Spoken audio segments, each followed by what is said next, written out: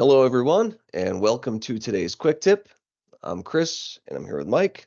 And today we'll be talking about which factors have an impact on your color quality in Ergosoft. Now, this is a very broad subject, so we're going to select a few things.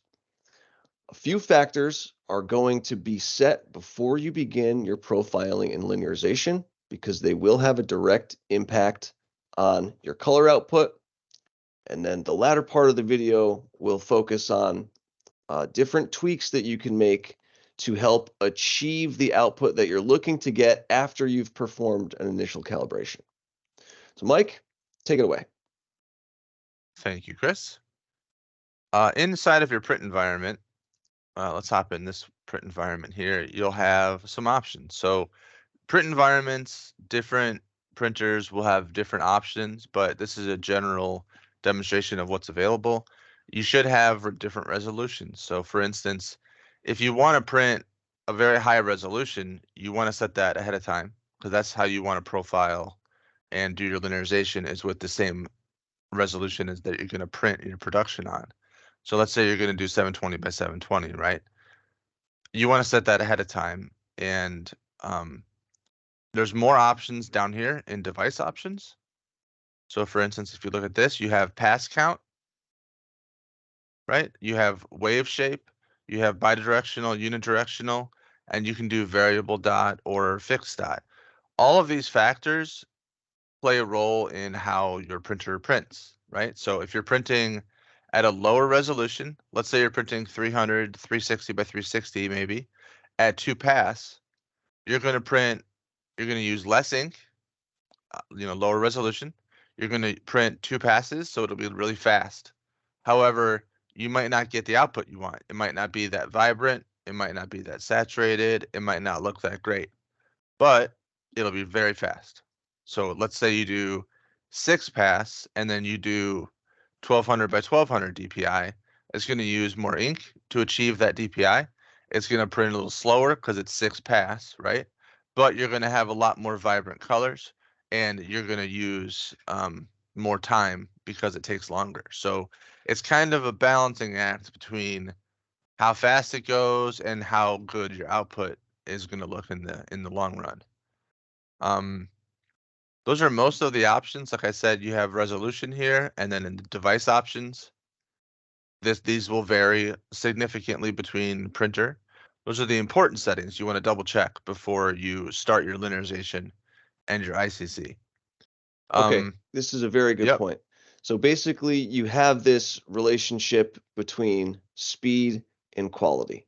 So the higher the quality, which means the higher the resolution, or maybe the more passes, that's going to decrease the speed, increase the quality, and then the inverse is true, where if you're going at a lower pass count and a lower resolution, that would increase your speed, but potentially reduce the quality.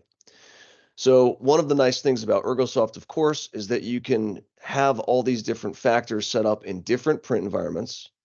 So for example, if you have a high quality product that you're printing, let's say that you're doing sublimation onto a metal substrate and it's a small piece, higher quality is required, you would set a separate print environment for the higher pass count, higher resolution, and then you can have another print environment with a regular production setting for your normal products.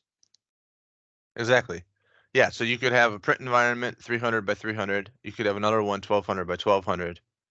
Make 2 linearizations, 2 profiles, and then you have a higher quality and lower quality option to print at. Okay. Okay, so continuing on this idea of quality, let's say that Yep. we have a tricky application. Let's see, we're doing sublimation, for example, onto a metal substrate, and it's a notoriously challenging application for very high quality, especially if it's, a fine art or photo quality as your target. Um, Sure. what tools are in Ergosoft to try and dial in and fine tune that really high quality application scenario? Yeah, exactly. Let me show you this one. So we have dithering options right here, right? By default in version 17, it'll be set to digital printing applications. we do have other options here that are proprietary that we've developed. Yeah, so this is a great point. Um, Ergosoft does have our own dithering algorithms that we have made and maintained over time.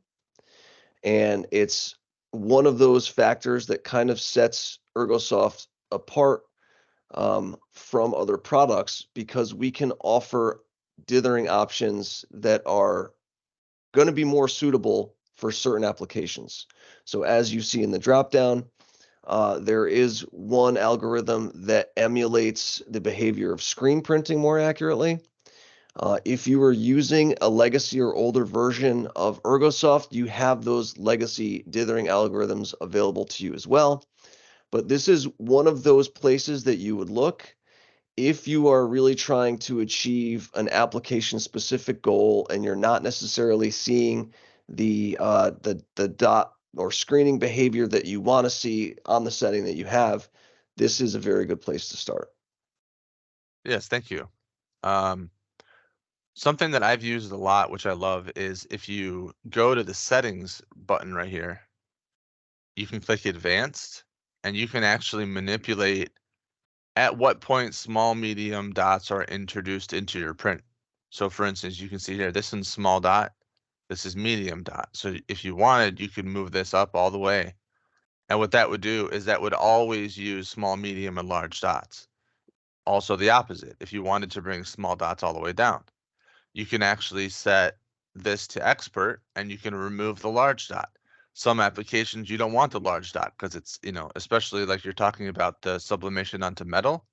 If you're doing something very fine, you might only want small and medium dots. This would allow you to manipulate these dots and when they come into play, go through Yes, there. this is a very helpful tool. So essentially what you're doing is you are instructing the RIP at what percentage you want to transition from one dot size to the other. So let's say as on the bottom axis of the graph, if you want to ensure that you maintain a small dot up to 50% density, you can tell the RIP to do that. As Mike said, you can actually eliminate the use of the large dot.